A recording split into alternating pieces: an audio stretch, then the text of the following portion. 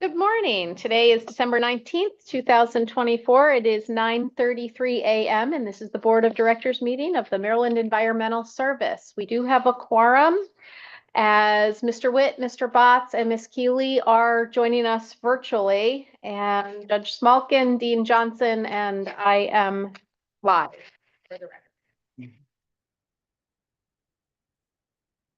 All right, we have attached to the agenda are the minutes from November 21st, 2024. Those have been distributed. Has everybody had a chance to review them? And if so, if anybody would like to offer any amendments or corrections. I do. Dr. Johnson said to me, Pam, just so you know for future too, that he wants it to show as James H. Johnson Jr., HDPE.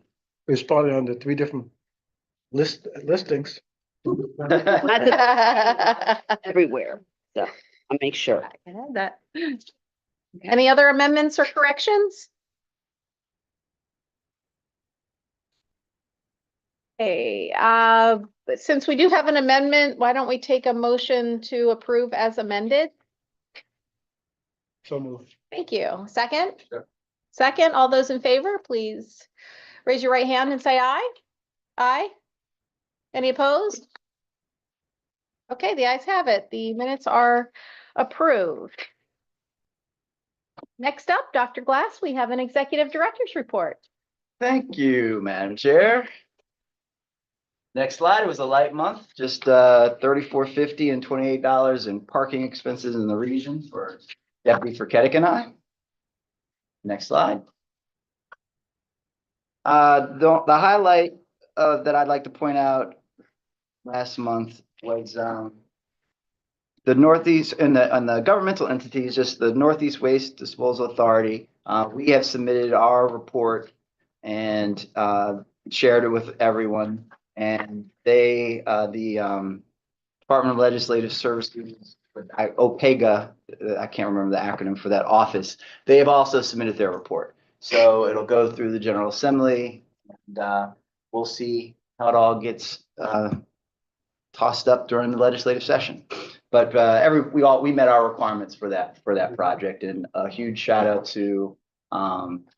Tosi, Mr. Ford, and everyone else. Too many to mention, but all of Mr. Ford's team in environmental operations for getting a thorough report done. Oh, and of course, legal. Mr. Coleman did a lot of heavy lifting. I'm going through a lot of agreements from NWMDA. And the other is there's another slide coming up, but a visit I had with the Latin American Youth Center. Really excited about partnering with them and creating a pipeline, but I'll talk about that in a second. Next slide. And there it is, next slide. So I visited, I gave a pitch, I gave them the MES 101. These are youth that are either in AmeriCorps or a Job Corps program for about 9 months in Silver Spring and in DC. They do stormwater work. They do a lot of just cleaning trash traps and mowing and making sure that low impact development is maintained with contracts from Montgomery County Department of Environmental Protection. And so I attended both the day where I gave the MES 101. You see our honors on that slide in the slide. And then I also went back for their closing of their cohort. So young people in this program get their GED through the program. They're people that did not finish it in high school, but they have a 100% success rate at getting the GED over that 9 months with their young people. So they're receptive. They came to us when we were celebrating Hispanic Heritage Month, and they support a partnership. So we'll probably develop a laissez-faire MOU or a cooperative agreement of some type, no money involved, and just say that we want to be engaged. So I'm asking all of the regional supervisors in water wastewater to do the same with high schools and nonprofit groups in their regions. And so I don't ask people to do things without doing it myself. They're going to be my focused executive level partnership organization. So very, very engaged young people that are trying to get an opportunity to find a great career path, and we have several that will be eligible for that. We had a great celebration of Native American Heritage Month. We had, in this room, we had a movie lunch and we watched The Electric Indian, which is a story of Mr. Henry Boucher, a high school hockey star turned Olympian in his teenage years and then turned professional hockey.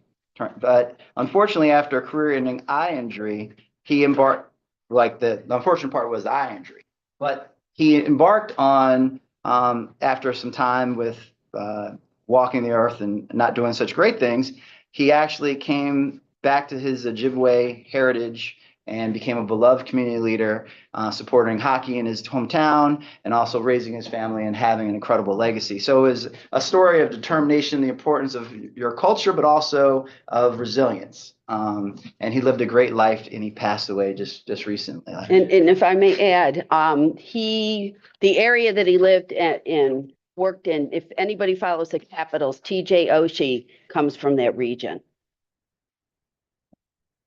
For those who don't know, Deputy is a hockey star and fan. So, and then also highlight the operating group. Bess, I believe, led the way with the Anne Arundel County Food Bank on December 5th. And we had a great lunch and learn, continuing our internal educational programs on project cost estimating. I will watch it before the next board meeting. I was unable to attend, but Did a great job. did a great job. Mhm. So, next slide. And we continue. So we're at 96% of our goal for the Maryland Charity Campaign. And you see if you're here, you've seen our toys for the holiday toy drive, and also a wildlife supplied, blankets and such for Frisky's Wildlife and Primate Sanctuary. So we're continuing our spirit of giving during this great holiday season. Next slide. Unfortunately, we have some sad news today. That is pretty small, so I'll read some of the comments. For Mr. Lance Fierro passed away this past Saturday.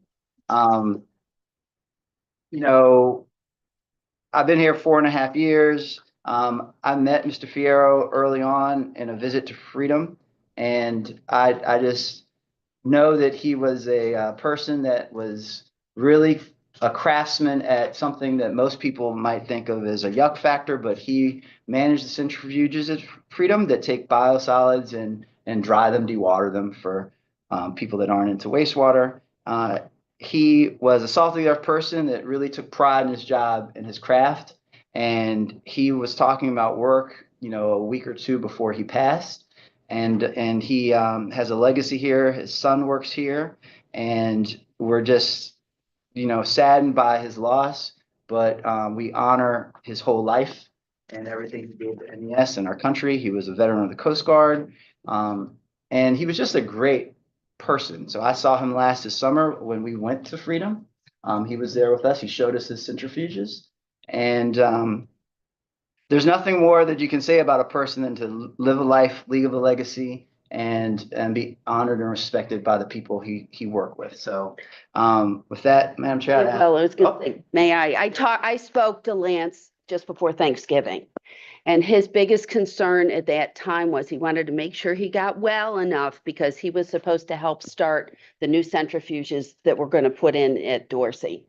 Unfortunately, but I mean, even in that state, he wasn't doing very well and he was still thinking about work and helping out. And that's just the kind of person he was. So with that, if we could take a moment of silence, Madam Chair, I'd just like to. Yes, very appropriate. Let's do a moment of silence for Mr. Fierro.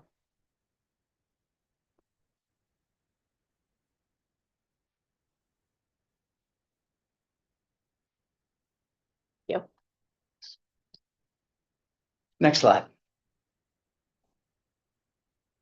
So wanted to let the board know, we have launched 2 programs, but first the paid summer internship program which you're all familiar with, and the applications are already rolling in. If you know college students, freshman to senior, that's interested in many different areas, We really have now a thriving program. Ms. Latnick thought we should shorten the time frame. I like picking up because we get so many applications and there's so many people to go through. But I still want the big number. I know Dean Johnson said something about that too. It's nice to have a big number and attract people to us. It's all about marketing our brand and our environmental service. And, oh, got a comment, statement? Yeah, the comment is, look at the other extreme. Nobody applied. Right. See, they don't want that extreme either. Mhm, And we already had, so I don't know if I don't have a slide. Oh, I do have a slide for it. Okay.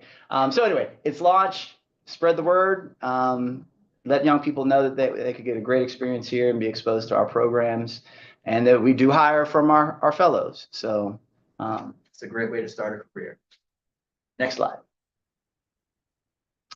And I also am proud to announce that on the same day that we launched the internship program, we have launched the application for our environmental engineering and environmental science fellows program. So seeking not just recent graduates, but young professionals, really. Like if someone is still starting their career, this was a question. Even possibly internal candidates that have just started with this that might be interested in this. Again, this is modeled on a rotation. They'll rotate through all of the operational groups. They'll rotate through finance, rotate through administration and the executive office over 2 years. They can be moved, pick up a job if they wanted over that time, or they can continue to get exposed for the entire 2-year period. And then hopefully we have something for them at the end, or they're just so exposed to so many aspects of environmental science and how we operate that they'll be a great candidate for another organization. We already have in 1 week, 30, the last time I checked, 30 applicants for the environmental science and only 1 engineer.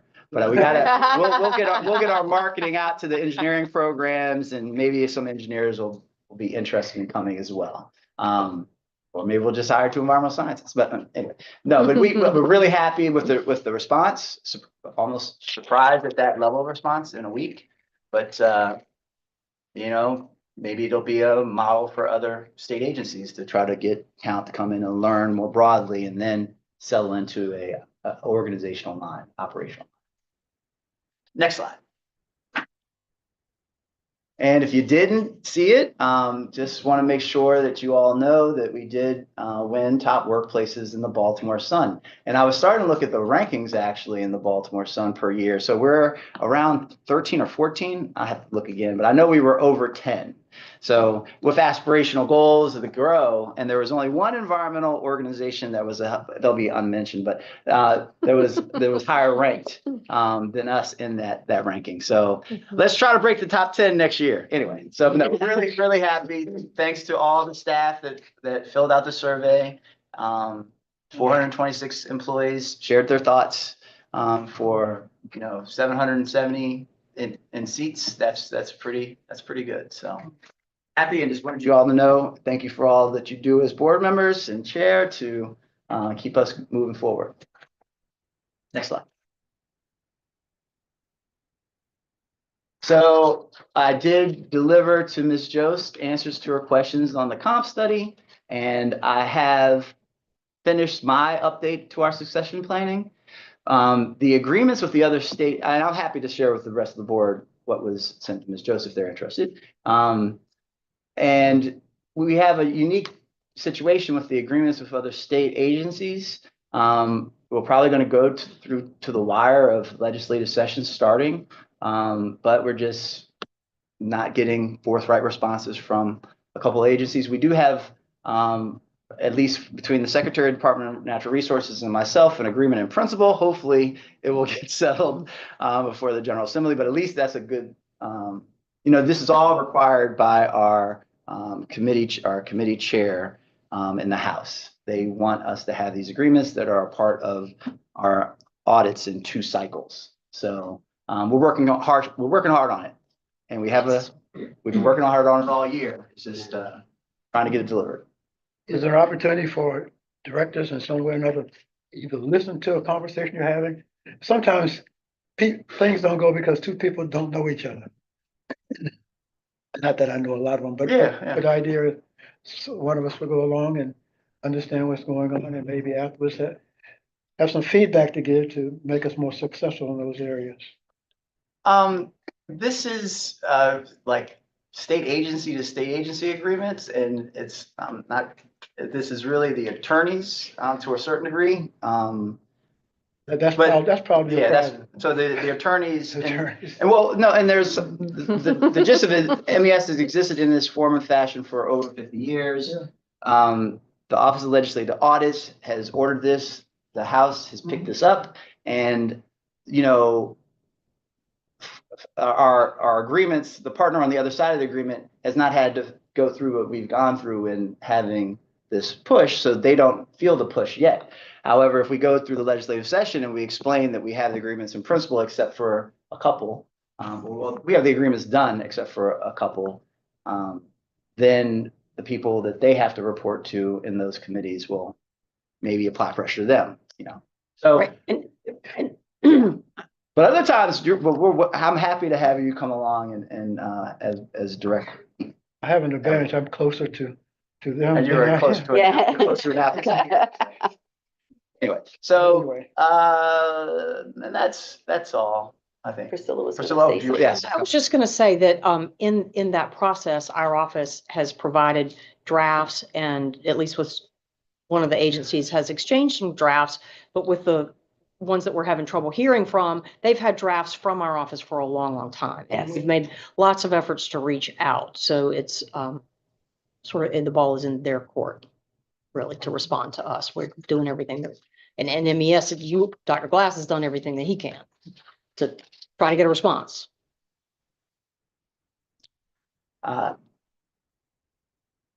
That's it for the slide. Okay. And finally, for the other board members to learn, our distinguished chair has been honored as I can say the inaugural Lamont Cook County Service Award, Lamont Cook County Service Award. The name was just changed recently at the last Winter Mako, and you see Johnny Oshesky, the departing Baltimore County Executive and now Congressman, and Lamar Cook is holding the award with her, and the chair of Mako. Well, no, what you know, I can't remember. Mako president. Jack Wilson. President. Jack Wilson. It's a Who hard was for me to read. inducted on Thursday. Thursday. Yes. So a round of applause for our chair and all the clerks throughout the state, and we are obviously honored at all her invaluable contributions to MES, as well as her day job, right? And with that, Thank you. I appreciate that. It was a true honor that the award, they renamed the award in honor of Warden Cook just before it was given to me. And they did not tell him. Oh. So in front of 4,000? He was called up to the stage and he was speechless. And if you know Lamont Cook, he's not often speechless. He was really, really touched, and it was really powerful for me to be the first person to receive the award after the renaming. So it was very nice. So thank you. I appreciate that. that concludes my report. Oh, any questions from anyone on any topic? Oh,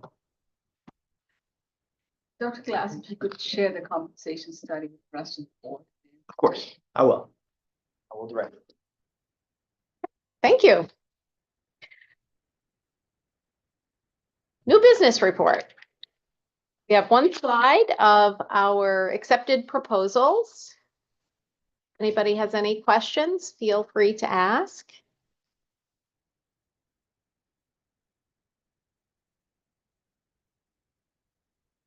Okay, thank you. And next up, we have Mr. Patel, our finance. Good morning. I have two items. Do you want to go on this one first or the? Yeah, that's the order. It's, yeah. There you go. All right, we'll go with the financial report, and then we have a request for approval of targeting excellence new program. I'll start with them. So as you can see on the bars on the left, Our fiscal year 25 actual is 18,334,000, which is higher than fiscal year 24 actual of 17,646,000, which is 688,000 more. However, as I mentioned previously, I had budgeted aggressively at a 5% increase in billable labor. We are at 3.90% as of this time.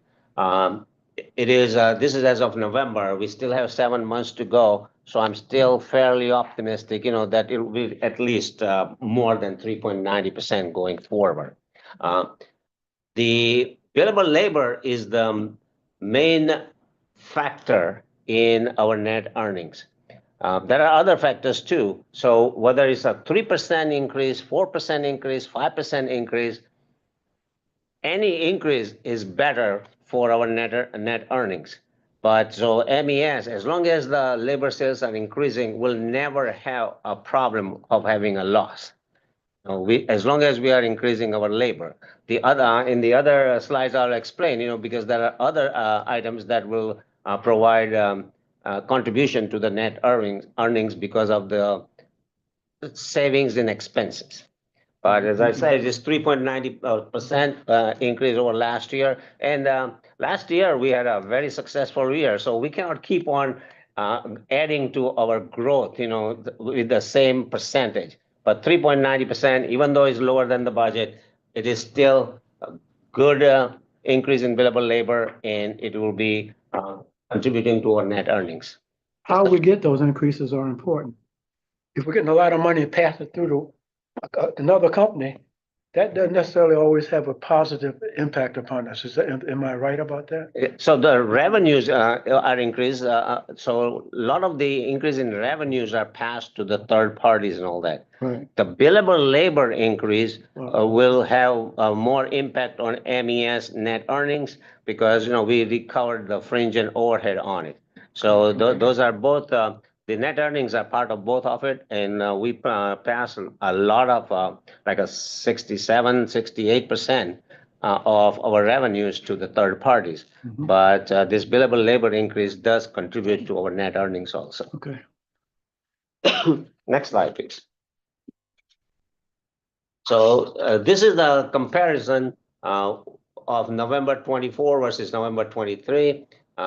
We didn't change the 4 months instead of 5 months, but the numbers are correct. So the labor sales are up by 3.90%, as I said previously, which is $688,000. So even this 3.90%, $688,000 is a good, significant amount of increase. The overhead recovery is higher by 2.04%. The overhead expenses are much higher. If you look at the overhead expenses, it was $5,861,000. Now is $6,578,000. Most of the overhead departments, the major component of the expense is the salaries. And as we get the salary increases, you expect that the overhead expenses will increase, but additional billable labor and overhead recovery will make up for that difference plus net earnings.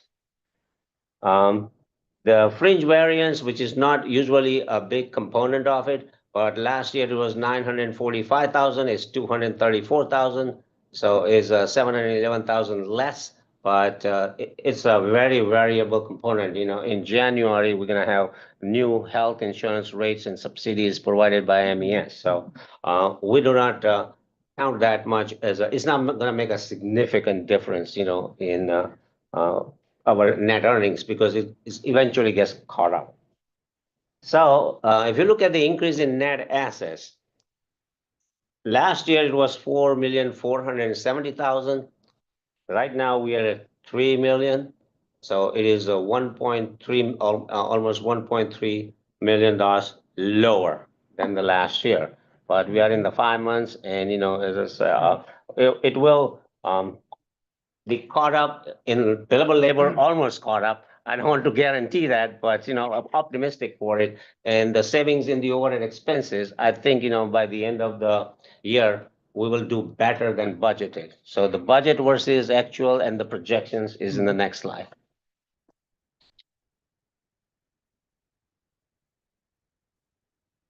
So this is our budget versus actual versus the full year estimate based on the actual. Okay. Our budget for labor sales was 44 million, 44.3 million, which was 5% over the last year. If we keep on going at the rate we are, it will be 43,335,000, which is 972,000 less.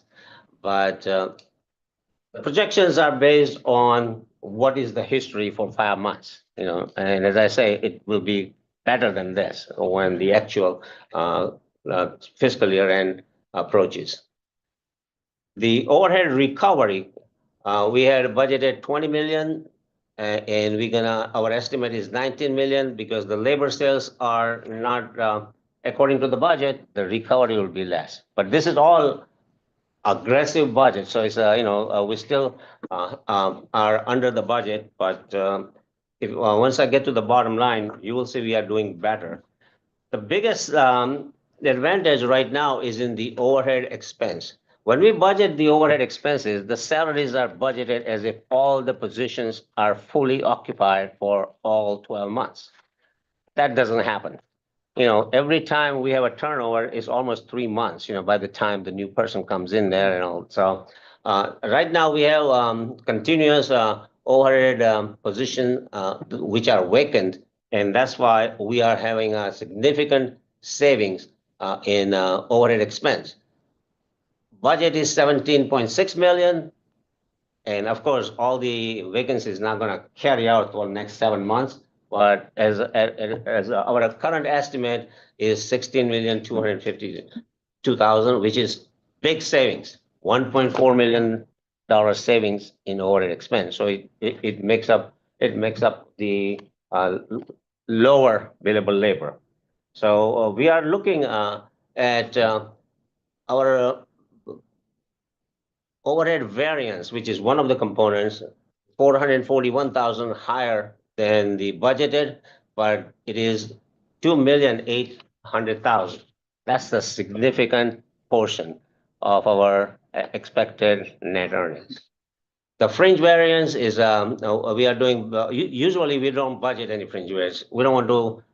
We expect that at least it will break even, but we think that we're gonna have 548,000 fringe variance. So overall, the budget with aggressive billable labor forecast was 5 million. That is our targeted net earnings. But the rate we are going looks like we will have 5.7 million in net earnings. So basically, most of the net earnings after the contingency fund reserve is given awarded to the employees as a best pay. Any questions on this so far?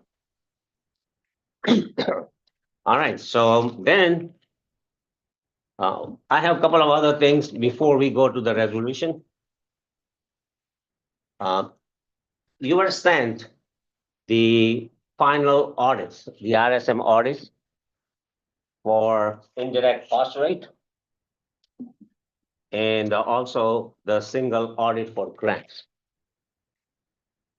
So the indirect cost rate audit, we reduced the overhead rate by 1.5%. The determined rate for fiscal year 26 is 1.5% overall less than the fiscal year 25. The biggest beneficiary of this rate decrease is state, because almost 62% of our revenues come from the state. So reduction in billable labor to the will benefit the state the most. Mr. Patel, can I add just one thing? So, and that is a question every year during the General Assembly by our budget analysts. So that is a factor that they repeatedly ask every year when we present our budget. So it's critical that hopefully they will view that favorably during the session. We didn't do any work on things that's out of myself. We have not done any audits for things that we do in-house with the state. That was not evaluated, right? Did I say it right? Uh, So we got an audit.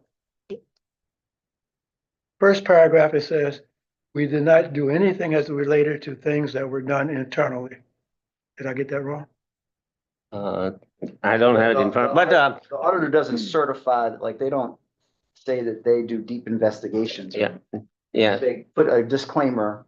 Yeah, but that's what I look, but doing it that way, we don't know how well we are doing in an audited way, are we? Correct. So the auditor's responsibility is to look at the overall presentation of financial information.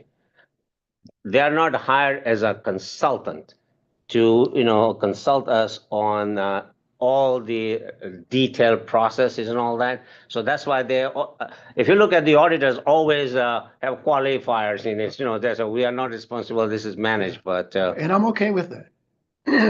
What I'm not okay with, or would like us to think about, on a basis of once a year, we pull something out that's internal as an example of what's being done overall.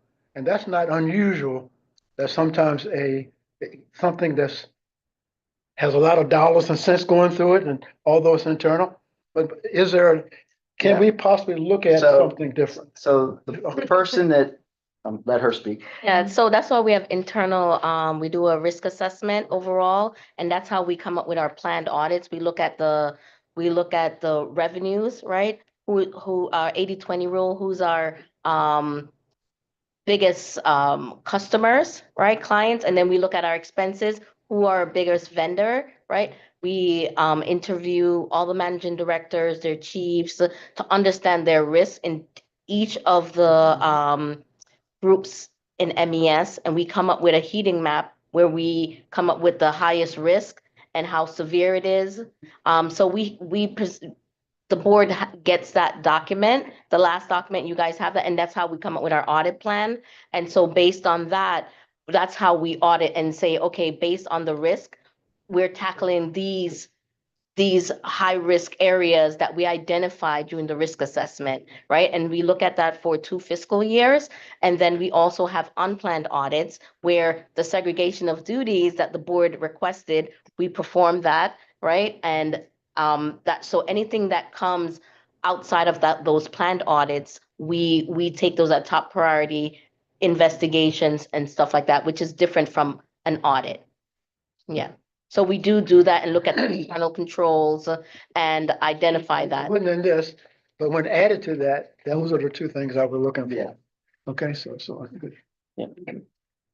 yeah, very good question, because the indirect cost rate audit, with the financial statement audit and the grant audit, I counted on the number until 194.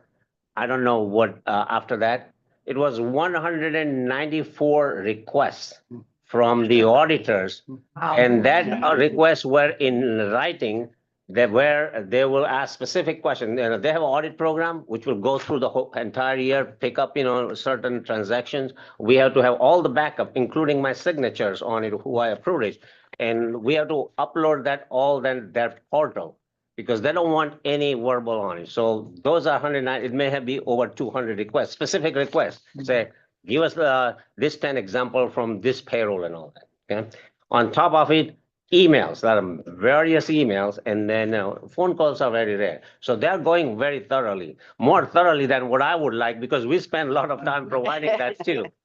They're very thorough in that. Another thing with the indirect cost audit is that SHA, MDE, they review our audit report and ask so many questions. We have been with them projecting on their transaction by transaction, how did we come up with all these backup documents for the audit? So yesterday, we just submitted the letter to EPA, including that report, our financial statements and explanation, that form for approval for this rate for our fiscal year 2026 grants.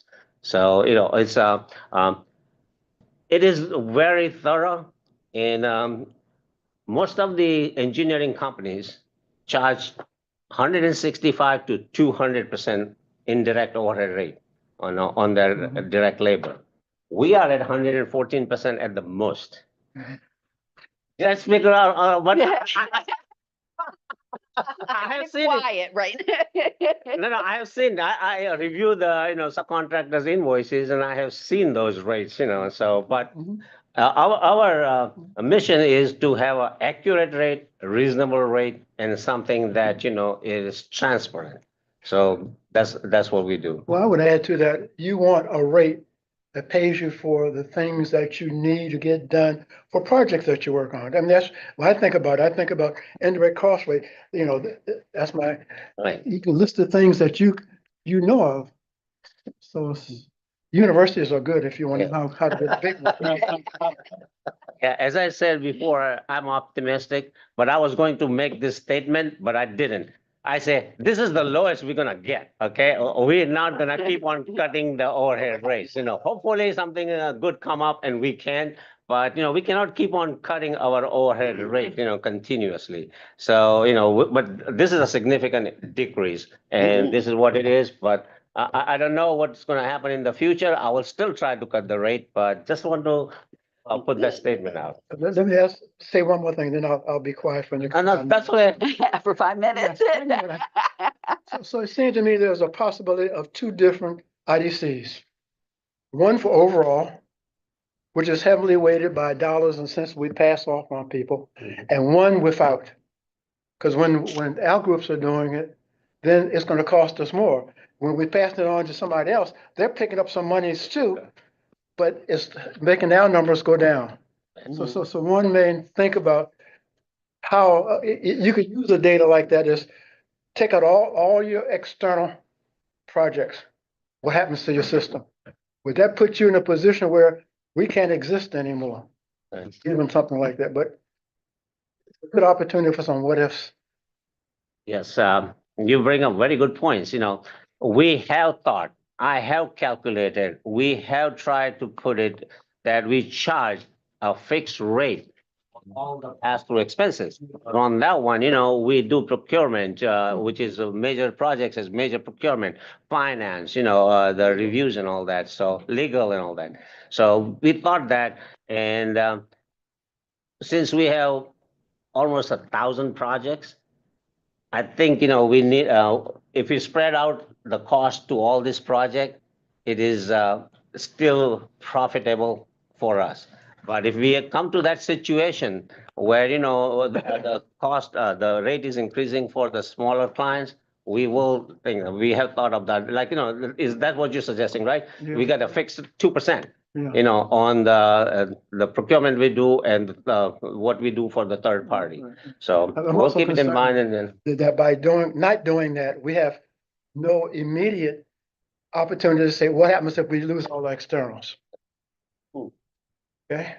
Those are the kind of things I think we have to do, because, Congress, I mean, the Yeah. legislators, Yeah. ready to meet, and who knows what they're gonna do. Yeah, I mean, some of those major projects are very significant contributor to our billable labor. So we are keeping in there, see what happens. So hopefully our good work will keep us working, but. Thank you. All right, so the second one I have is the single audit, which is the grants audit. There were no findings on compliance, and we are having that for many years.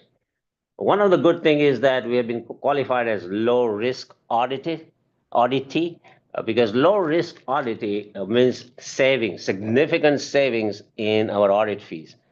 If we are a low risk auditee, just like Dr. Johnson mentioned, the audit is not going to go transaction by transaction and, and we pay for it. They select the big grants only. So we are qualified as a low risk auditor. I want to thank Ted Kluga, who's our grant administrator. He keeps very detailed record, and he reads hundreds of pages of grant compliance, hundreds of pages of grant contracts, highlights for me what impacts the finance, and so I don't have to go through all that. And then we make sure that we program our Workday system so it will capture everything that is required for the grant compliance. Majority of those information, he can get it just online by clicking, on the certain commands. Every month, the reports are provided. At this point, I'm taking too much time, so I'm going to cut short. Dr. Glass has taken initiative. He's concentrating on, grant, because that's one of the area where we can significantly increase our revenue is the grants. A lot of these grants are going to the state and local governments, and we will be a pass-through. Just want to let you know that the Workday system is working, that we can handle many more grants. It's the small grants, multi-million-dollar grants. We are ready for any agencies, if they need assistance with the grant compliance, we are ready because we have the systems. All right, so now we're gonna go into the targeting excellence unless anyone has any questions. All right, so originally this targeting excellence program was approved by the board, all of you, on March 31, 2022. And until a few months ago, we were giving out the targeting excellence gift cards. IRS determined that the gift card is a cash because it's a sellable on the market. So we stopped that targeting excellence gift card program. We are replacing that with the targeting excellence cash awards programs, which is called awards program. It's in your packet there. It is a red line, so we know what we changed. Substantially, this is exactly the same program. We are just replacing gift card with the bonus. I would call it, but what we call it is the cash reward in their checks. It's not a cash, but in their checks. And it is taxable because now it is considered as their income. So when we had a $25 target gift card, we are changing to $35 award in their paycheck because that will take care of the taxes they're gonna pay on it. And we're gonna change the $50 to $70 to take care of the taxes. In the same way, the maximum an employee can be awarded in one fiscal year is changed to 140. So our cost will be increasing 50%. We had like almost $11,000 awarded in targeting excellence last year. Now we're gonna budget for $15,000 to $16,000, which is not a significant amount of increase, but this is a very good program because for us, when they go, employees go above and beyond the expectation, they do not qualify for Inspire Award all the time. So it is good instant reward on that. So if you have any questions on it, I'm glad to answer, but it is exactly the same, except we are replacing gift cards with the cash awards. So I think it will require the approval of the board, so you can follow the procedure, whatever you want to go. Okay, are there any other questions about the changes or the policy, the amounts? Yes. Final approval, whichever department makes the recommendation is Managing directors. managing director. Okay, and then you. Don't- No? I'm on- I review it. No. But, usually, as I say, these are for something that is above and beyond their duties. So the threshold is very low, it's just that, somebody did something, $50, $70, but I get the final review of it. So if it is some information missing, I'll tell them, say, can you add a little more? But that's about it, so. But it doesn't go to Dr. Glass, because we awarded about 225 awards, Yeah. and there is just they have to have good explanation, and it has to be within 30 days. So it's instant award for it. If if you would like any more improvements on it, but that's how it's done right now. Save time and just sufficient backup. That's all. And I get a report every month that just Right. shows for each group how much they started with, how much they spent, and how much is left. Wonderful. It sounds like a great program. Is there a motion to accept the changes to this policy? Thank you. Second? Second. Excellent. Are there any other questions or comments? All right, all those in favor, please raise your right hand and say aye. Aye. Aye. Any opposed? No opposition? It passes. Thank you, Mr. Patel. Thank you. Took too long, but finally we are done there. Next up, we have our Human Resources Report, and Ms. Jones is here to present to us. Good morning. Our vacancies are at 37 positions with a 4.42% vacancy rate. We are continuing our efforts in identifying recruitment and job fair opportunities for calendar year 2025. We have participated in one this month, one event this month. And as was reported by Dr. Glass, the internship we're moving forward. So we're filling up for January, filling for opportunities there.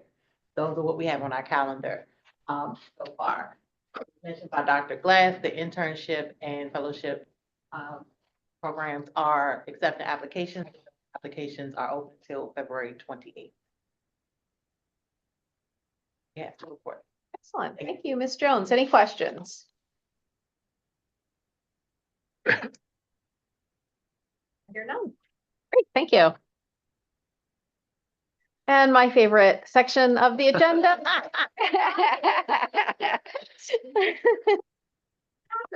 Yes, they've worked me today. I see that. Patient. Lucky 13. So the first item is a change order, and it's for the Water and Wastewater Engineering Group. And the project is Point Lookout State Park Water and Wastewater System Improvements.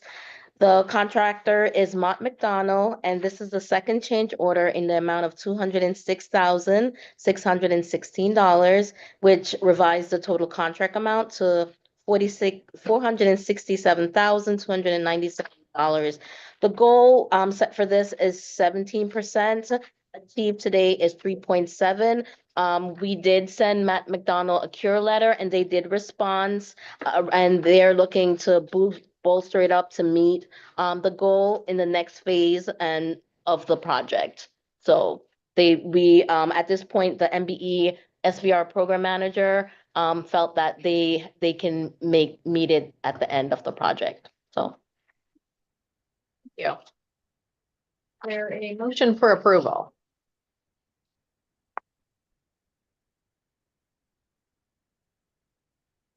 We've got a motion. Yes, thank you. And do we have a second? Second. Thank you. Are there any questions or items for discussion on this? Yes, Ms. Jones. Accuse myself. Okay.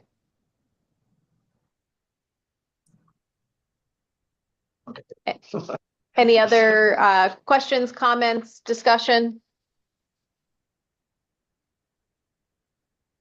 Okay, hearing none. All those in favor of approval, please raise your hand. Say aye. Aye. Aye. Any opposed?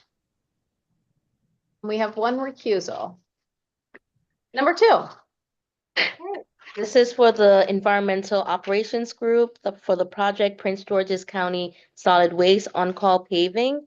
And it was awarded to Finley Asphalt and Sealant LLC in the amount of $1,822,458. And the MBE goal set for this is 14%. Is there a motion for approval?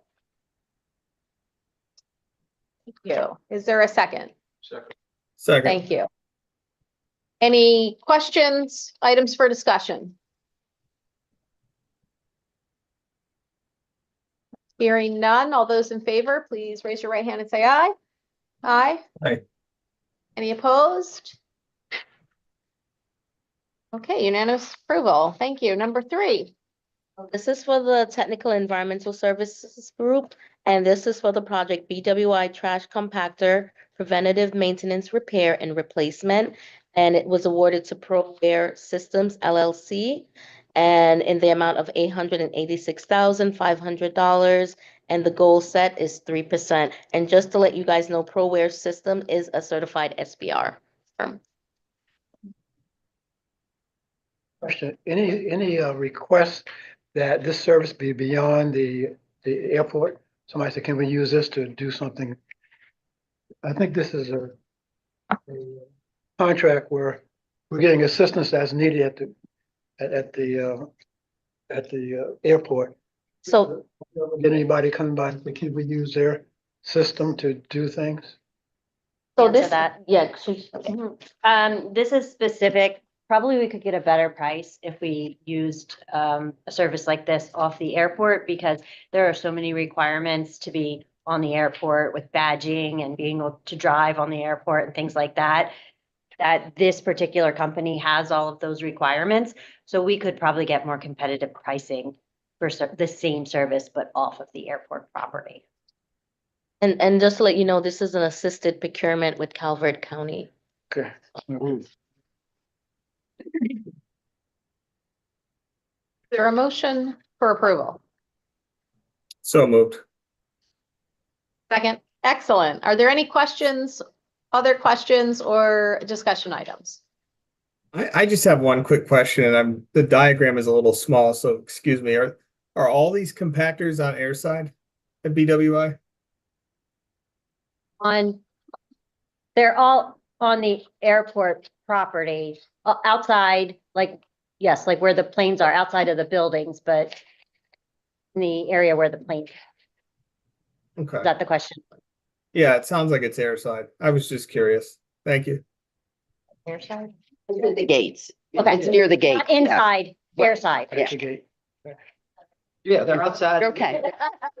Like her. Where the planes come in and. Outside and airside. Well, I just know that Question, airside you thought versus that was gonna be an easy question.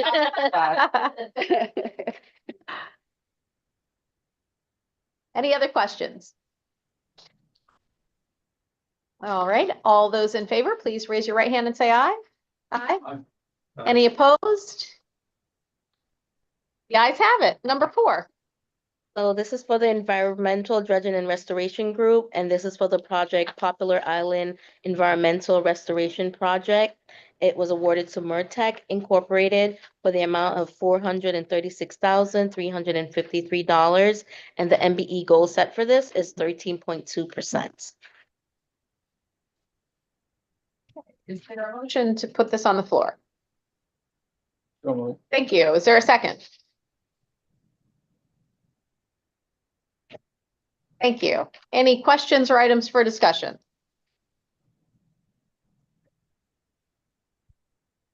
All right, hearing none. All those in favor, please signify by raising your hand and saying aye. Aye. Aye. Any opposed? The ayes have it. Number 5. So this is another change order from Environmental Dredging and Restoration, and the project is Masonville Cove. This is the, and the contractor is Clearwater Mill LLC. This is the 7th change order in the amount of $80,880, which revised the total contract amount to $667,795. And the MBE per participation is not applicable because it wasn't set at that point. We have our favorite picture of. Is this one Captain? Captain Trash Wheel. I like my trash wheels.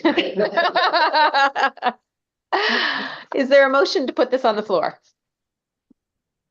So Thank you. Is there a second? second. Wonderful. Any questions or items for discussion?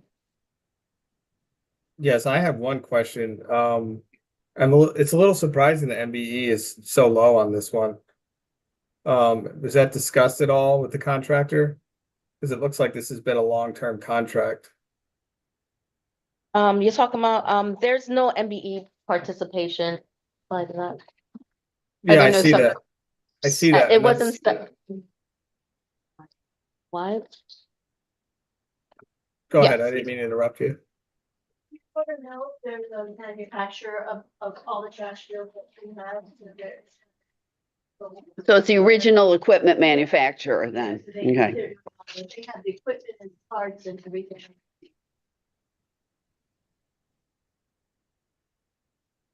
Okay. Okay. Any other questions? All those in favor, please raise your right hand and say aye. Aye. Aye. All right. Any opposed? The ayes have it. Number 6. So number 6, this is for environmental operations. And for the project ECI cogeneration facility, it was awarded to WGL Energy Service Incorporated for the amount of $526, $526 and $735. And the MBE goal set for this is non-applicable because this is a natural gas commodity purchase, so it wouldn't apply, and it's also assisted contract, a state blanket purchase order. Your motion. Thank you. Is there a second? Second. A motion and a second for approval. Are there any questions or items for discussion?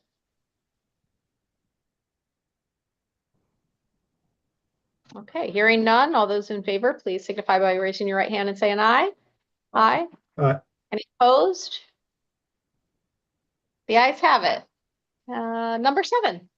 So this is for the environmental operations group again, and this is for their ECI cogeneration plant boiler fuel conversion. And this is a change order. The contractor is WM Schlosser Company Incorporated. This is the 7th change order in the amount of $334,277. And the total contract amount is was increased now to $15,748,560.30, and the goal set was 17%. Their participation is 19.35%. Your motion for approval. Wait, I have a question. Ms. Keeley has a question. Okay, Ms. Yeah. Keeley? So, looking at the number, and I just wanted to know what that was. There doesn't really seem to be any description as to why that, it keeps getting modified. I was just curious. Tim, Go ahead, Tim. Go ahead. Yeah, So, please. this has been a long-standing, operation to convert the old wood-fired boilers to natural gas. Right.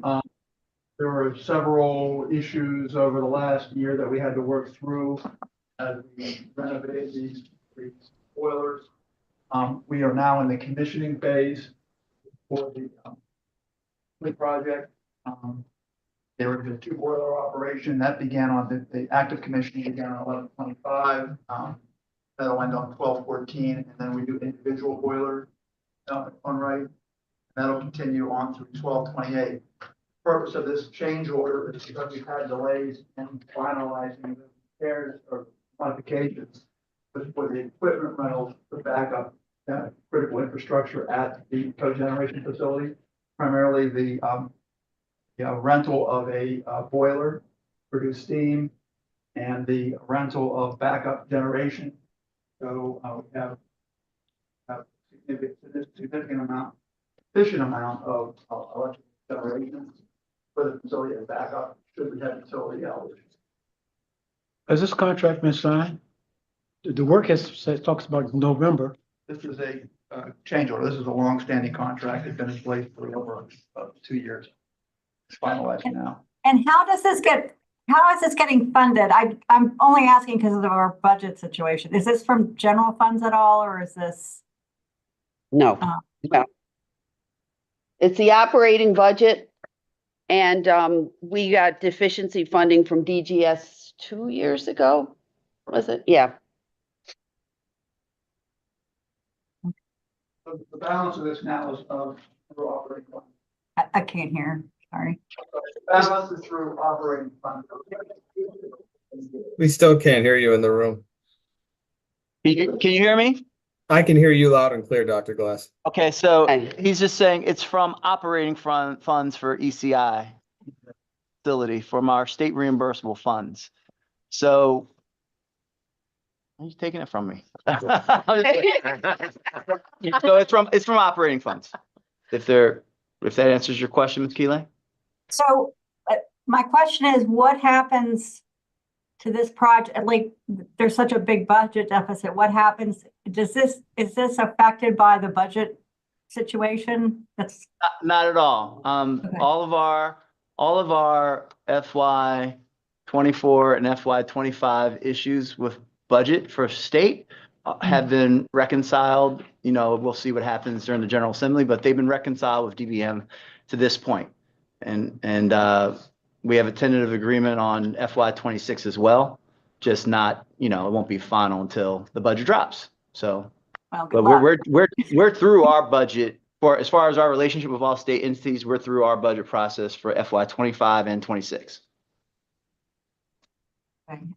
All right. I mean, I'm just pointing it out that this has gone from a $10 million project to a $15.7 million contract. I mean, I don't know anything about construction, but I just, it seems like it's just keeps adding And more. from an engineering perspective, this project from its outset, you know, 5 years ago, my entire time here was not, from an engineering perspective, scoped in total. You know, it did not go through all the process of design for every aspect. As one whole group, it was broken down into pieces. Okay. And that's why there have been so many adjustments over the course of the project. And we have a full briefing from about a year and a half ago, if you'd like to see our explanation that we gave to the General Assembly to get it continued on. I'd like to see it. Okay, we'll dig it up. Okay. We'll get it to all the board members just so you have it as in a packet. But the good news is we are done. Well, you know, he should take that back because Oh. obviously we're not done if we're asking for this change order, but we're close to being done. January, right? January. We'll get it done before January. The General Assembly's got a lot of decisions to make. We finished, but it is running. We are in the commissioning phase. It's been running for over a month. Okay. Good question. So this, And thank you for the explanation. I was just gonna add, so this is the last change order expected for this contract. Okay. Yes. Knock on wood. We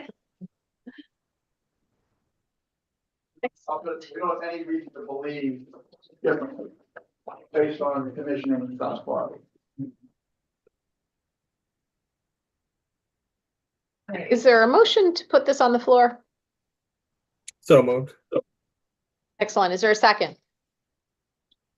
Excellent. Are there any other questions or items for discussion?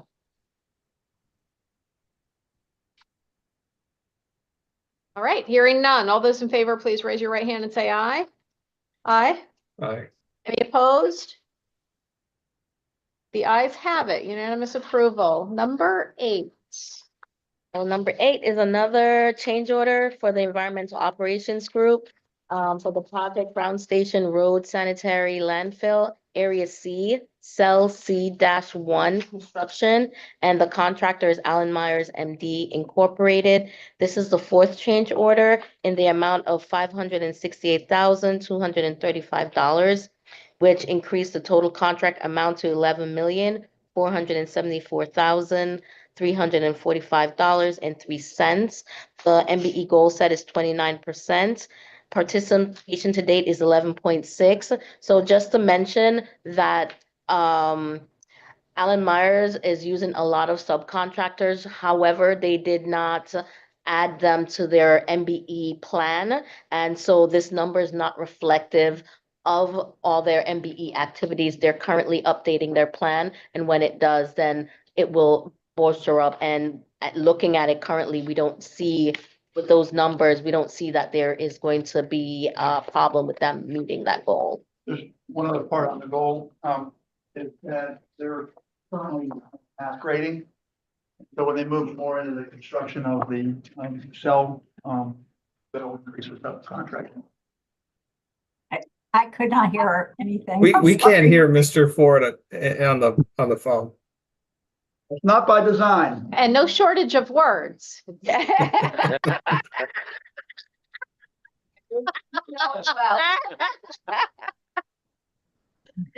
I'll just reiterate what Mr. Ford said. He just stated that when they move towards building out the cells, there will be a larger opportunity for more MBEs.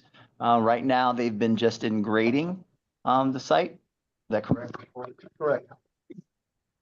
Said correct. Want to do a sound check, Mr. Ford? Check, check, check. Okay. Okay, seems Okay. to be better. Okay, excellent. Okay, is there a motion to put this on the floor? Thank you, Mr. Witt. Is there a second? Second. Wonderful. Any other questions or items for discussion?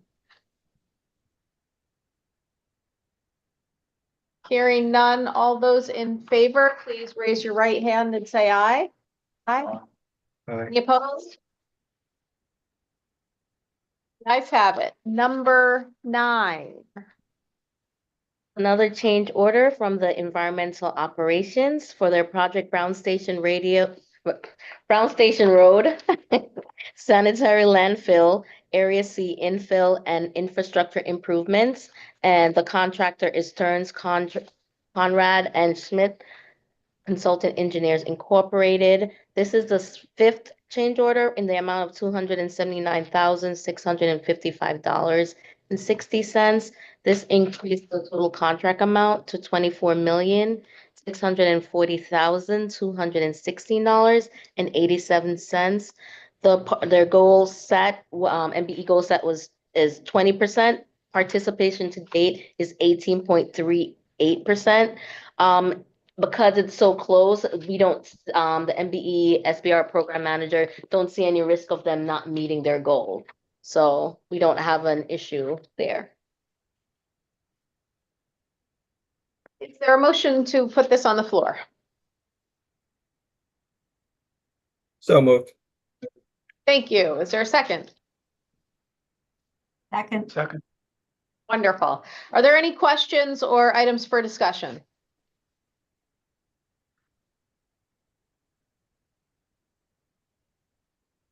All right, hearing none. All those in favor, please raise your right hand and say aye. Aye. Aye. Aye. Any opposed? The ayes have it. Number 10, and I will be recusing myself. Environmental operations for the project Midshore 2 Regional Solid Waste Landfill, and it's awarded to GT Mid-Atlantic for the amount of $1,319,250. And the MBE goal set is not applicable because an MBE search was performed and there's no no one out there to do this. So it's a one-time purchase, so it's not really applicable. There a motion to put this on the floor? Thank you. Is there a second? Second. Okay, are there any questions or items for discussion? And again, I will be recusing myself from this vote. So all those in favor, please raise your right hand and say aye. Aye. Any opposed? The ayes have it. Number 11. This is for the Environment Operations Group again, for their project Phase 1 and 2 reports for the MDE solid waste permit application for the Garrett County landfill expansion. It's awarded to Geosyntec Consultants for the amount of $644,020.40. And the MBE goal set for this is 20%. Okay, thank you, Mr. Witt. Mr. Witt is recusing himself. Is there a motion for approval? So moved. Okay, we have a motion and a second. Are there any questions or items for discussion?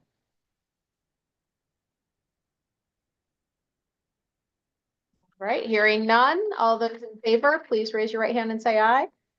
Aye. Any opposed? Ayes have it. Number 12. So this is for the environmental dredging and restoration project Hart Miller Island personnel pier repair. And it's awarded to Dyson and June LLC for the amount of $450,615. And the MBE goal set is 15%. Is there a motion for approval? Is there a second? Second. Are there any questions or discussion items?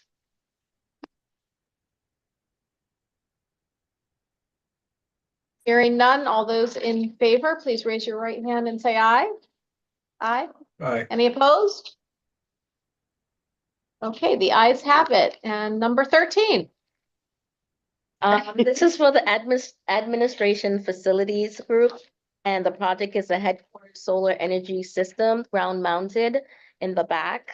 We have solars, so we're buying those. It's awarded to Luminous Solar Maryland LLC, formerly known as Constellation Solar Maryland LLC, in the amount of $350,000.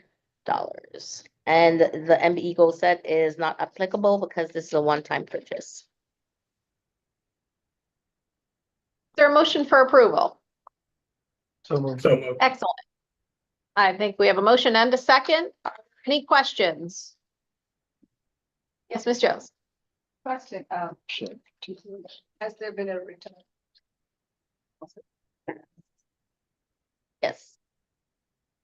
What was the question?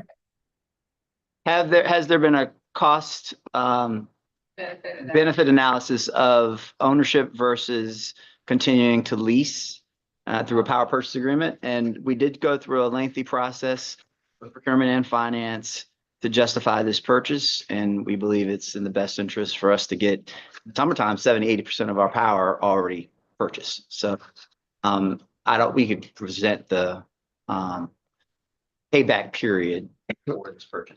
It's a great deal for us. And we can upgrade the panels in time too, to even add to its efficiency. So it's great for the agency. And we get our 2 chargers too. And we got one charger, 2 portals. 1 charger, 2 ports. That's one. Clarification. Are those level, is that a level 2 charger with 2 ports? Yeah, we have all level 2. Okay. The new construction will have 2 DC fast chargers, or 1 DC fast charger with 2 ports, or is 1 DC fast and 10 level 2 chargers. So we're ready for our fleet expansion and for personnel to charge. Mr. Patel, I'm sorry. It will be probably 10-year payback on it, 30,000 savings, close to that. The infrastructure, the post, the underground cabling, the inverters, that is worth a lot of money because, it will be probably 350,000 cost just to do that. Almost all the panels are working very well at 75% efficiency. So in the future, all we have to do is change the panels. Everything else is pretty solid, and it will give us the opportunity to learn and manage our own system instead of doing a power purchase agreement.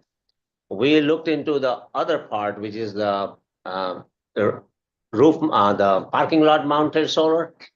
We haven't come to negotiated price yet. So we continue with the power purchase agreement on parking lot. This has expired.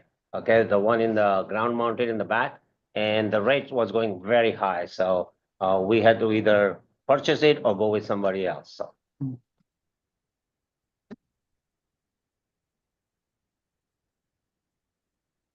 Okay, did we do a motion, Ms. Fuller? We did. Motion and a second. I lost track. After 13, it's okay. It's okay. Any other questions?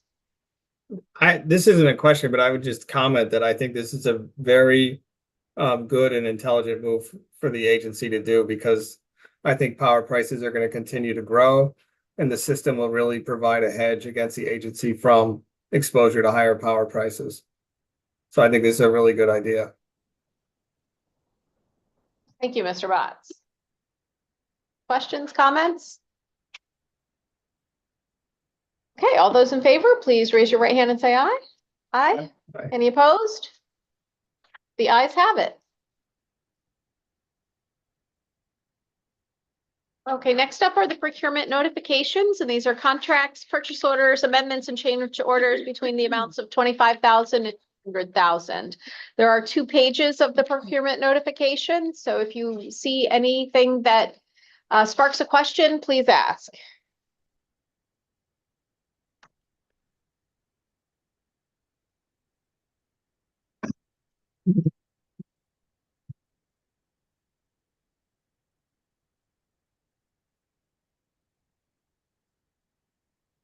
Okay, next up, we have the legal report from Ms. Carroll. Thank you. Good morning. This will be pretty quick. I just wanted to update you on the status of our fill our vacant Assistant Attorney General position. We're all still down a position, and we're all working really hard to try to keep up with all the work. But the position was advertised and closed. We did get some resumes. We have some interviews scheduled over the next few weeks. I did ask that the position be re-advertised in hopes of getting a few more vacancies. It has not yet been re-advertised, but we're hoping it'll be open again for a couple more weeks, and that we will get a few more applicants to interview. So we'll be doing interviews into January, and hopefully have a recommendation to the Attorney General by later in January. Thank you. Good luck with that. Thank you. Okay, group updates. We're going to start with MES contracting efficiencies. Ms. Dolinar. So this presentation is on our contracting efficiencies. As you know, we're an independent state agency that was formed and established in 1970 by the General Assembly in the preservation, improvement, management of air, land, water, and natural resources. We also are to promote health and welfare of the citizens of Maryland. And under COMAR 142703, we have our own procurement regulations, and it enables us to procure supplies, equipment, services, and construction services as well in a cost-effective manner and for the benefit of MES ourselves, our vendors, our clients, and the general public. And it's one of the reasons why we do so well working our contracts and project sites, and why clients come to us and rely on us. Under COMAR, we have some contracting methods that include competitive sealed bidding and also competitive sealed proposals. We can also do negotiated awards after a failed competitive sealed bid. We also can do intergovernmental cooperative purchasing agreements like the Sourcewell and piggybacking on other government contracts. When appropriate, we can do sole source procurements, and we can also do emergency source selection, and we can also do pre-qualifications where we have firms qualify based on their merit before they can submit a bid. And there's also regulations for our small procurements, less than 25, depending on the dollar level. And some uncommon contracting methods that we have used in the past includes P3 public-private partnerships, and also construction manager at risk. Usually a construction manager at risk is brought in early just to get input on the design and everything, and then they must do everything at their risk for that maximum price that they've guaranteed. Not listed on the slide is design builds. We've done design builds at Masonville Environmental Education Center. Was a design.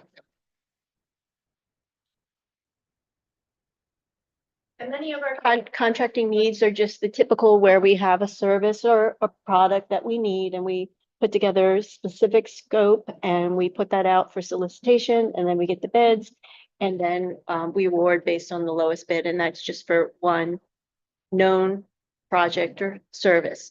But some of the things that we do, we try to be more efficient and do things ahead of time so we can save time and do things quicker and not be held up by the whole process of doing the solicitation right when the need happens. We prepare ahead. And one of those methods is shortlists. So we have an AE shortlist, we have a small business reserve AE shortlist, a GIS shortlist, and we, at one point, we had an outreach services shortlist and also asbestos abatement. And these firms are pre-qualified based on evaluation of their technical merit. It's a shortlist, so it's not contracts. They're not guaranteed work, but once we have the work come up, we can give them the scope of services, they can give us a proposal, and then we can go through the contracting process. And then also as needed or requested services, we have, like for barging, we know we need barging for Hart Miller Island and Poplar. But we don't want to have to go through a solicitation every time we have the barging, and we don't know when we need, when the equipment's and services. So we go ahead and we go and put together a package, solicit bids, and then the terms and conditions are clear. The contractor knows what notice we'll give them when we need the barging service, and we know what price it's going to be. So it's very good. We also do this for equipment rental for HAS and non-HAS rentals at Dundalk Marine Terminal. And I'm sure the other groups have plenty of other contracts that they do like this. And then similar to that is contingent on-call services for emergencies like spill response. We're required by the Coast Guard to have a firm that's on call if we have a spill, and that way we have everything set up. I know Tess has one for roadway repairs. It's all set up, and then when the emergency happens, we don't have to scramble. We have a firm that's committed with pricing and availability. And then another contracting example is task-based contracts.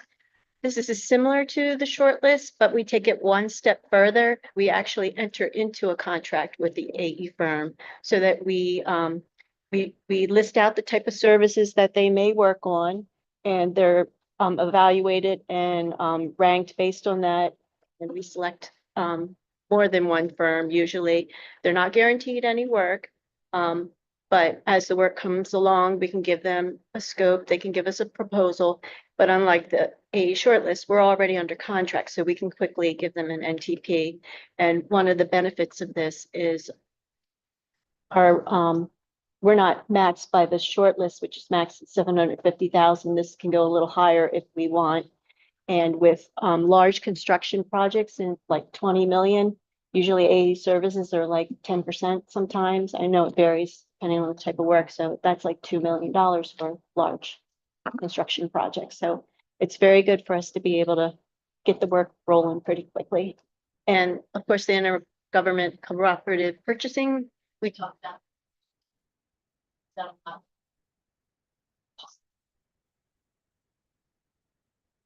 And there's a lot of benefits to our efficient contracting, being responsive to our clients and their needs, and giving them a good level of service and keeping the projects on schedule and responding to emergencies, which is really important. And that's why they come to us, because they know we're gonna get the job done quickly and with quality. And it saves time and cost. And we know what we're getting to. We have pre-established prices when we're budgeting or putting together a proposal for a client or a future client. We have some idea. Any questions?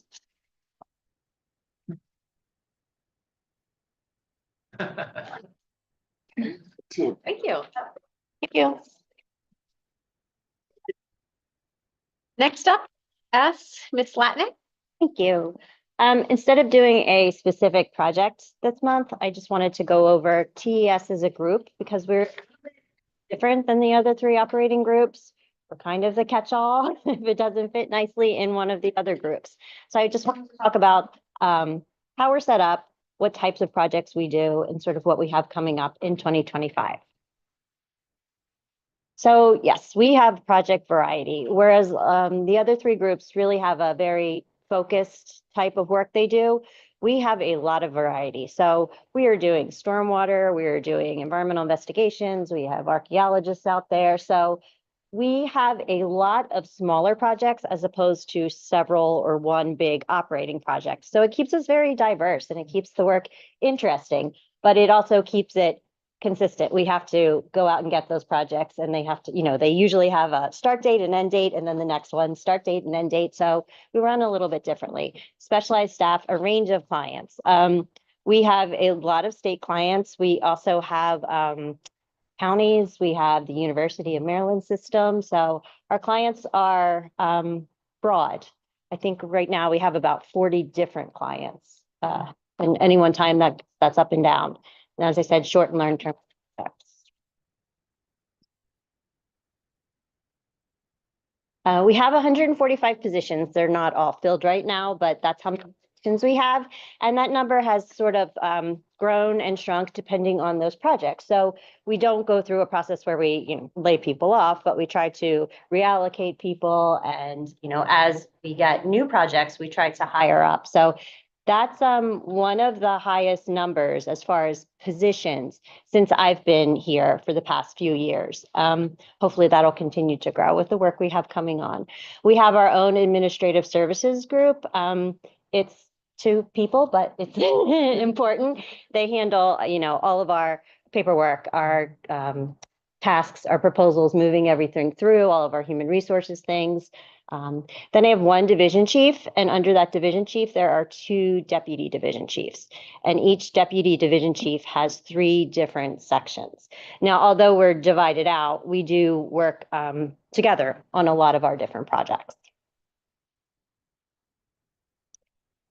The first group is the GIS section, and in there we mostly have GIS specialists, but that's where our software application developers are. We also have some environmental specialists in that group, and that is where our grant specialists are. The GIS group does obviously a lot of our mapping and our projects related to the website development and database development for a lot of our state partners. We do big projects like right now we're working on the Baltimore County drainage work for Parkville. It's a pretty large project, mapping it all. We're out there, we're inspecting. This is the group that handled the asset management for all of the crosswalks. There was a monthly highlight project on that, going out inspecting all the crosswalks. Mapping them, figuring out how they look, whether or not they need improvements. And now that is migrating over to a new project for lighting. So we're going out and doing an asset management inspection, mapping for all of the lighting that State Highway has. We have a lot of our flood mapping, coastal resiliency work that all falls under our GIS group. Okay. The next one up is our engineering section. Our engineering section really does support the rest of the other sections in GIS, but they also have a lot of their own projects they work on. Here in the engineering section is where we do our Prince George's County Clean Water Partnership work. We do Kent County Stormwater Management Plan reviews. This this is where our University of Maryland work is for all of their stormwater projects, but my engineering staff, I depend on a lot for our grant assistance to our other clients. So they've worked on several grant applications for towns, counties, as well as a lot of them for MDE. And then, as that work comes in, it goes out to the various groups in TES. We're looking for a section chief for engineering if you know anyone. And then here's one of our most interesting and diverse groups. This is our NEPA permits and cultural resources section.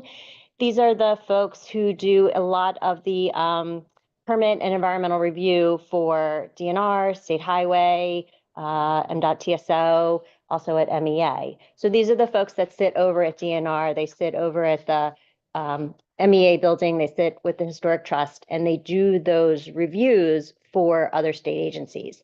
They also have we have 3 staff that are over there in their DNR fisheries licensing group.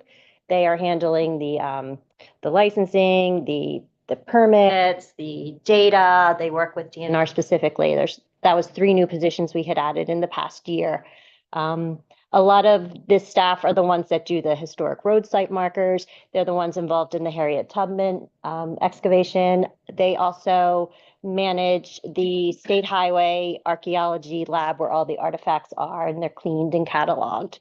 So usually you can find the most interesting projects in this group. Okay, next. Environmental and energy section. This is where sort of all the other environmental projects fall. This is where projects are, all of our SHA, roadside, urgent projects, emergencies, sinkholes. These are the folks in this group that take care of that. This is where all of our Maryland military projects are as well. So tanks, we have a big project going on right now up at Aberdeen Proving Ground. It happened within the past few days. They thought they had a small oil spill. It seems to be a much bigger oil spill. So they called us and they said, you know, we trust you. Please come out here, help us out a little bit. So usually any of those projects related to environmental investigation, things like that, it falls under our environmental and energy section. And then, of course, we have our 8 staff that are 100% dedicated to supporting Maryland Energy Administration and their projects. And just a shout out to one of our staff, Heather Enos Graves. She is 100% with MEA, and we are such a tight partnership with them that they made her the MEA Employee of the Month this month. Knowing well that she's an MES employee, but we're a very tight team with them, and a lot of new projects coming on, even more next year. They have lots of initiatives that we are supporting them with. And then our laboratory services section. So this section actually supports the entire agency. They do the permit reviews and the compliance reporting and things like that for all of the MES operated water and wastewater facilities, but they also handle all the laboratory contracts and coordination for any other project in the agency who has analytical services that are coming through us. And we have large laboratory contracts, so we can negotiate very good prices for our clients. So a lot of times, even if our clients are working on, you know, projects that may not necessarily involve us, they'll come through us for the lab services because we do have those good contract prices. We have samplers, we have people that collect the samples as well as just drive to the facilities to get the other samples. We have one laboratory scientist who works out of Cambridge. She's at the laboratory there. This is a dynamic group. They're in early, out on the road early. They have a great safety record, which is impressive with all. So. And then last but of course not least is our BWI and maintenance section.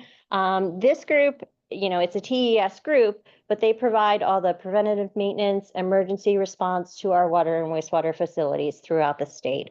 So a lot of them are located at BWI doing the BWI work for all the stormwater, the PM, any type of environmental management out there. But then the rest of the group is scattered throughout the state to provide assistance at those different regions for water and wastewater.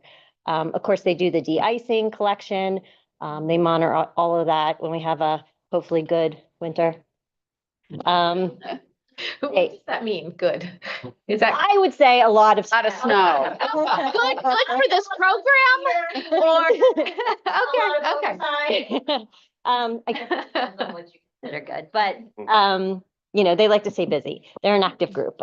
They do all the recycling and sustainability projects out at the airport. They're in charge of the official snow report when it's on the news. The famous stick, that's our we go out there and do the measurement. So I kind of wrote, they overall keep the lights on because, you know, they even come here to headquarters when something needs to be done because they are just a very dynamic team that is always willing to help and very smart. Electricians, mechanics, there's technicians out there. We also have our one youth apprentice who is out at BWI. He is a high school student and he is participating in the apprenticeship program. So he goes to school half a day and he comes out to BWI for half a day and is working with our mechanics and the electricians out there to get some real world experience. It's been a good partnership and it was our first pipeline. We were seeing a problem hiring mechanic and electrician trainees. We felt like we were getting them too late because we were going to, the community colleges and things like that. And a lot of these entry-level positions, they were already looking for something while they were in high school. So we need that connection with Anne Arundel County to start maybe getting a pipeline so we can get them before they're even out of high school and give them some training and some opportunity, and then hopefully get some new entry-level employees there who are on a technical career path. Thank you. That was very comprehensive, and I found that to be very informative. Good. Because your projects, when you They're all over the place. present, right, they're very varied. Yeah. And this was a good. There is a method to the madness. Thank you. Any questions?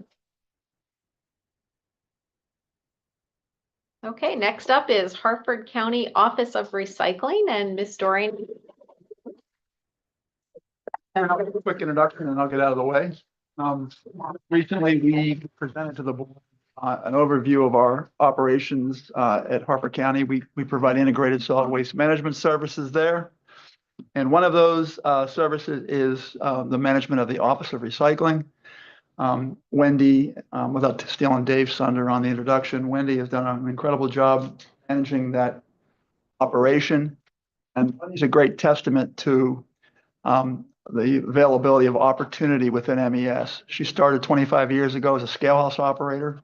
She took advantage to learn our business, took advantage of opportunities, and has risen in the ranks and is, again, our recycling coordinator for Harford County. So she's done a great job getting there, and it's a great opportunity for other folks to look and see that there are opportunities for everyone in this agency. So with that, David, you can do the introduction and I'll get out of the way. Dave's our operation manager. Right, so I'm the project manager for the environmental operations operation. Wendy is the head of the Office of Recycling on behalf of Harford County. She is a one-person office, which is a testament to all the hats that she wears for that. She's a very busy lady. And it's a very, she's out in the community. It's the Office of Recycling. You meet with a lot of people. You get a lot of exposure, a lot of contact with a lot of different groups. She does a great job of keeping that straight, keeping me straight, and telling me exactly what to report to the county. And the numbers speak for themselves. So I guess for that introduction, I'll have Wendy go ahead and lead us through the presentation. Thank you guys very much for having us today. It's an honor to be here. Lovely to see the old faces and the new faces, people I haven't met yet. So again, 25 years, we've all kind of been in the show. So welcome to the Office of Recycling. Again, I am Wendy Doring, Maryland Environmental Service. As we say in the community in Harford County, we Maryland Environmental Service on behalf of Harford County Office of Recycling. What we accomplish in our for our client, it has a wide gamut. So we do anything from data tracking. We collaborate with businesses on the Maryland Green Registry. We have a lot of educational and community outreach opportunities, and that is really important for us to dig in and learn our community, not just our client, but the community, because once we're in with the community, it's a stronger relationship, we feel.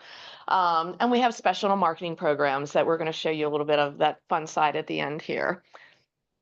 Please, thank you. So these are some of our recycling programs in Harford County. Some have been there for a while, even before MES took over in 2015, and some that we have developed ourselves that have become signature programs. As you can see, the single stream recycling program, electronics, batteries, scrap metal, textiles, some of the newer ones that we have that the community really engages with us. Not only are they engaging with us in what they bring us, when we do social media and marketing content, they engage with us there as well. So the community is really engulfing what we're doing. So that anything from the bulky material diversion, which we work with nonprofits that basically things that homeowners would throw away, we actually capture those and then we donate those to the nonprofits less fortunate in the community. Second Chance, Aberdeen Restore, Goodwill, even the Humane Society. There's a lot of dog crates that are going to thrown away. So we capture those, and that's a good feel for the community. They love our programs that we've initiated. Durable medical equipment is a wonderful program. We even have churches now doing drives and bringing us their goods, that it has grown that well in our community. And again, oyster shell recycling, that is another signature program that is rising. We actually go out to events and we collect shells at oyster events, and we educate the community about where those shells are going. Oyster Recovery Partnership just did a phenomenal piece on actually the what we've done in Harford County and statewide, and how that's actually helping the Chesapeake Bay with all the oyster shell recycling programs throughout the state.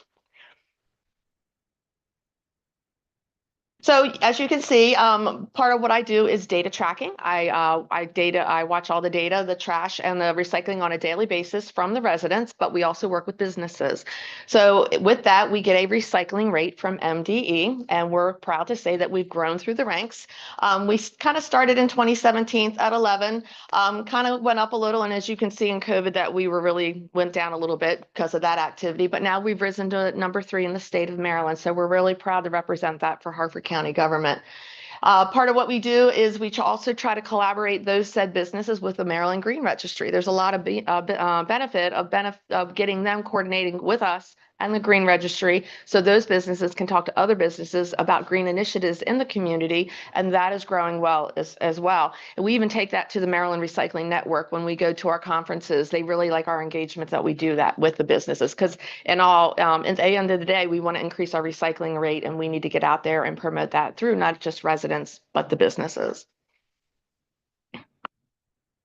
There's our friend Myrtle the recycling turtle. This Myrtle was brought in early on as a fun piece. I like to kind of go overboard when working with kids. So not only our solid waste management plan requires us to work with just 4th graders, but we took it beyond that. We are now working with the Green School program. So the Green School takes more green initiatives with schools, solid waste reduction, habitat restoration, recycling, all these engagements that give a school not just a blue ribbon award, they will give them a green school certification. And one fun piece that we bring in is Myrtle. Myrtle always excites the kids when we do our outreach and education.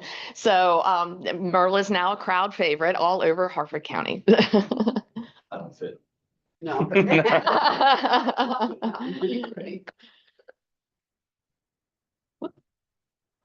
So again, with our outreach, this is big for us. Again, we're engaging with the community. It's not just what they see at the landfill recycling center. Our staff works phenomenally hard, but when we get out actually in the community, that's the next step. That's the engagement. That's the personal ability that they say, hey, look at what else MES can do for Harford County and possibly statewide. We do over 50 to 60 events in a year. We actually just came off a huge run of every single Saturday of doing events. It could either be our Christmas card recycling at the 4-H camp, Eden Mill Nature Center outreach and engagement. We do America Recycles Day, Earth Day, and one of the biggest one is the Harford County Farm Fair. We actually host the barn that brings in all the ag and environmental groups in Harford County. We host them to come in, so we have one full tent of probably 20 to 30 vendors of our community in Harford County, and we have great conversation in there. One group bounces off the next, and again, a great opportunity to network in the community for us. There is our infamous oyster shell recycling with the city of Havre de Grace. A couple of years ago, I had knee replacement surgery, and I didn't think they wanted us. Well, we got a phone call. Where were you? You weren't at our event. I couldn't come because I had knee replacement surgery. So now we are expected to be at that event, and we've actually got a call for another group. The Aberdeen Rotary Club is requesting that we collect shells there as well, and that's good for our recycling rate because then we're collecting more shell. We're educating the people, but it's a fun, popular group now. We did that a few weeks ago, and when you're taking somebody's oyster shells off their plates and putting them in there, they're going to ask you why. So we got to explain to a whole group of hundreds of people why we're just specifically taking their shells to be brought back to the program, recycled, and put into the tributaries of the bay. You emptied a few shells yourself, though, didn't you? I had at least a dozen. That's what they call it. One of the perks is, yes, you get to have a few oysters and some food. So okay, back to the bulky recycle program that we were talking about, special marketing events.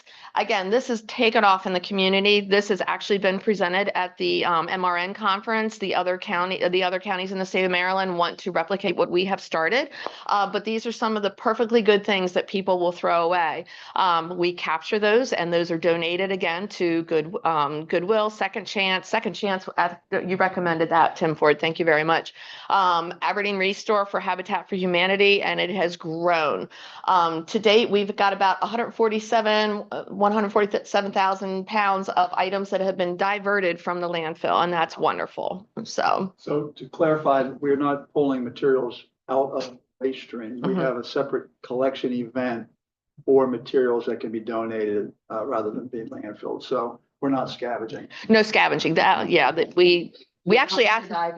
No, not allowed to do that. MDE is fully aware of our purpose. Yes. Yeah, they were with us when we presented, so. So, and again, Aberdeen Resource, Second Chance, University of Maryland, the 4-H kids come up because there's a lot of gardening tools, and again, the Humane Society. So there's always somewhere in Harford County that can have a nice donation. So Find that recycled item of the week on social media. Yeah. right. That's kind of glossed over that. Wendy also runs the Facebook page for the Office of Recycling. So she curates all the content, posts as frequently as you should to get, foster engagement and whatnot. So it's another full-time job she does. And our special marketing programs. This was a huge success just recently. Our ag community recycles a lot in Harford County, whether it's ag plastic, ag tires, stall waste. We've been called into a lot of committees. The horse industry is big in the state of Maryland, especially in Harford County. They had no idea we were tracking stall waste in Harford County because that is part of our MRA reporting, is we can count that. So now we are being pulled in to work with them, ideas about how we can increase stall waste recycling in Harford County. A lot of our stall waste goes right up the road to Oxford to Scott's Fertilizers. They take it up there and they process it into said product. So that's interesting. But recently we had the pleasure and the honor of hosting our new ag recycling bin that has had a makeover that is adorable. So we had the pleasure of having Secretary Addix join us, Executive Castley, and Senator Jason Gallion, again, who are all part of the community with us and support the ag industry. So just another avenue that we can do our outreach and education and grow strong with the community. You didn't show the tail. I know. For those of you that are not from an ag background, that is a Holstein cow. It's famous for cows. Yeah. No cow. And as a final to that, also, the staff from MDA do want to have further conversation because they would like to promote that program statewide as well. And then our pumpkin collection. This is the time of the year we collect the lovely pumpkins. It began in 2019 and has grown every year. And then it was recently used to kick off the Baltimore County composting pilot. So 5,000 to 6,000 pounds of pumpkin are collected and composted and sent to Western Branch. The jack-o'-lantern is known countywide. And again, this is just another way to engage with the community, promote recycling and waste reduction, and it is very well received. It's almost expected. Where's the pumpkin? He had a benefit that one of our mechanics moonlights as an artist. So he really enjoys doing these things. So with that being said, and just to touch on MS4 as well, a lot of what we do is reported to Harford County because what we do pertains to their MS4 permit. So we do go above and beyond with outreach and education because we want that on there. We want them to have that for their MS4 reporting. So. And I think that's it. Well, thank you. Questions? Like the pumpkin. So thank you very much. Good job, Wendy. Okay, Mr. LaPin, or wastewater. Just real quick before I jump into that, well, that was a terrible line, right? Jump into that. Yeah, I know, really. So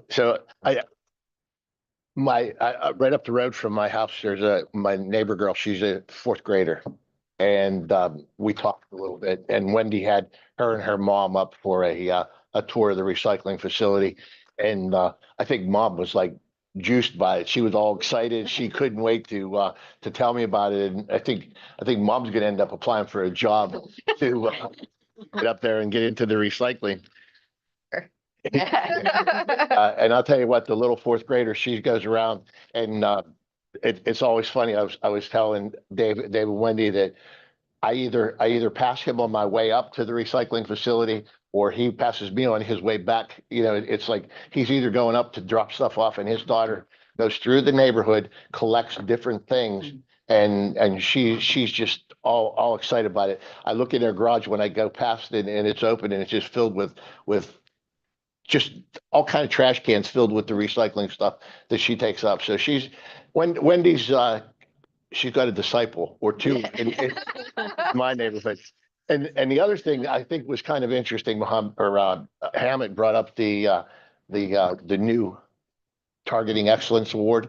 And we had a little discussion in the hallway today where, Dave, you found a wedding ring? Sure. Some guy was throwing out his waste as like anybody else would, and his wedding ring somehow slipped off his finger and went down a 50-yard dumpster. It was about half full. So he immediately recognized it, panicked. We pulled the dumpster out, sent in, carefully, sorted through this and found it after about an hour.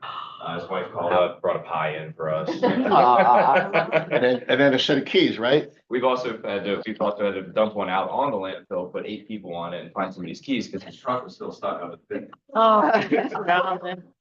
But we've been successful, you know, I don't know, needle in a haystack, but. Wow. So these are good news stories that I can't tell because if it goes into the sewer, there's very limited chance. Although when I did work public works, I did find my guys, when they were cleaning the sanitary sewers, we did find 5 or 6 high school college rings and stuff like that that were recovered, but we never could figure out who they were going back to. But it's kind of neat to hear the good stories because in a wastewater plant, it's very limited that you're going to find anything coming out of there. So anyway, Except for the prisons. When they have Yeah. it up, down. exactly when And you get all sorts of stuff. that's what they tell me. I stay away from that side of it. Anyway, what I wanted to do today is just take a quick trip through some of the capital projects that we're doing and provide an update. So the first one is Point Lookout State Park, and this seems like the endless song that will go on and on and on, but we're actually at a 75% completion rate on this right now. Some of the biggest things we've faced there, it's a Confederate cemetery, and it was also a Confederate prison. And there's all these restrictions as far as when we're digging and the potential to run into archaeological items and things like that. So we've been having issues with how we deal with it and how we work through it. Muhammad is the project engineer on this one right now, and he's done some pretty great things with working with MDE to spoil extra soils on the sites and stuff like that to save us some money from that perspective. Next slide, please.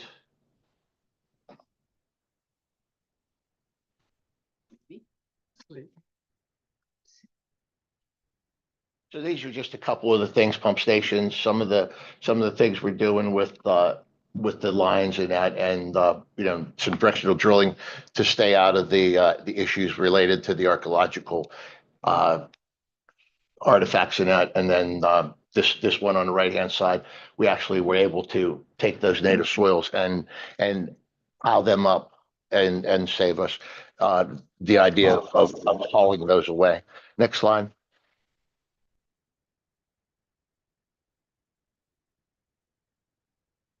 All right, Cheltenham wastewater upgrade. This just started. We're about 23% into it. This is an ENR upgrade. Kind of the neat part about this is going to be our second set of ceramic membranes in MES. And this project, if you look on the top right slide, all that rubble there was this big gigantic structure that was in there that we had to actually jackhammer this out with a track hoe and that. And this took a couple days. We have no clue what it was. We went back all the way to the 50s with the different photographs, and we can't see anything where this structure came from. But that's the structure up on the top right-hand side. If you look on the lower left where the track goes down in a hole, that's how big this structure actually was that we took out. So, and then on the bottom right, that's actually where the ENR building is going to be seated. This is scheduled for March 26th to be finished up. Next slide. Up at Elk Neck State Park. So we talked about this before I did an update on this. We had the old plant that was just discharging into the Elk River. It wasn't ENR. So this plant's an ENR plant, and this plant's going to be finished up. We're actually looking at seeding this sometime in mid-February to get it started, and we're hoping by the end of April this plant will be running and operational. Right now, we're at 80%. Alan Myers is the contractor up there. This is the overhead. Next slide shows some of the different buildings, the ENR buildings and the control buildings. So it's moving along, and I'll tell you, this one, hopefully this would be a great opportunity to take a trip for the board to take a look at that one. Once it is completed. Because this is aesthetically, this is one of It's a beautiful it's site. just a gorgeous spot up there. And it's kind of nice to see the whole thing coming to fruition. I think it's the last slide, right? No, Swallow One more slide. Falls. Swallow Falls, yeah. The Swallow Falls, we're doing a new an upgrade of the water treatment plant. And basically we put 2 new wells in, and the wells, we actually got lucky, very low in iron. And so the upgrade is about halfway there. And the top slide is a green sand filters, and the bottom is just a hydro pneumatic tank. So this one, we're looking at March of 2025 and finishing things up. And then I don't have a slide for it, but the contractor did start to mobilize at Sandy Point for the replacement of the water tower and the new water plant. So that should be, that'll be the next new and exciting thing that we're going to move forward. And then looking into the spring, we're probably looking at New Germany wastewater treatment plant being bid and get it under construction. And then also the Point Lookout State Park, which we're going to try to look at it as the wastewater treatment plant. We're going to look at that at a different delivery methodology. So that's it for me. Thank you. Any questions for Mr. Lipinski? Dirty job, but somebody has to do it. Yep. Old new business, I would like to shout out to Miss Jana Leach, who I understand will be leaving the team. She does a lot of you don't see her at the table because she does a lot of the background logistics behind the scenes. But we will miss you, and very much for your contributions to MES through the years. How long has Miss Leach been with the? 5 years. 5 years. Excellent. That's almost the same length of time I've been a board member. So to me, she's always been here. Is there any other new or old business? I'd like Lipinski to mention the good news we got from MD on Darlington. Yeah. But we'll give a PFAS. The money. Yeah. Oh, There was wonderful. good news on Darlington. No, he wants you to tell it.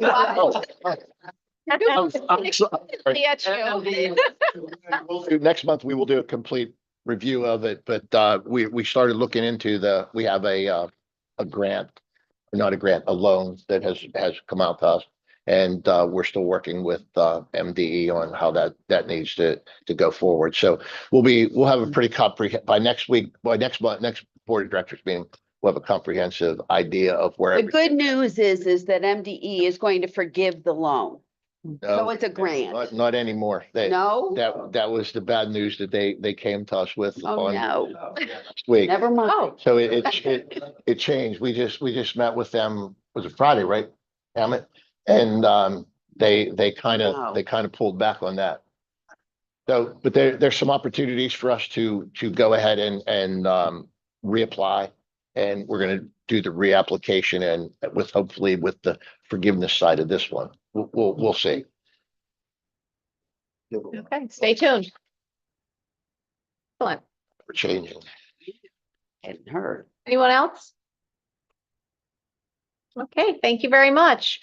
We will reconvene on January 23rd, 2025, the first meeting in the new year at 9:30 a.m. And right now we are going to move to a closed session. We will adjourn from the closed session, so we will not reconvene in open session. And the intent of the closed session is to consult with staff, consultants, or other individuals about pending or potential litigations. May I have a motion to go into closed session? Thank you. Second, Ms. Jones, thank you. All those in favor, please raise your right hand and say aye. Aye. Aye. Any opposed? We will be moving into closed session.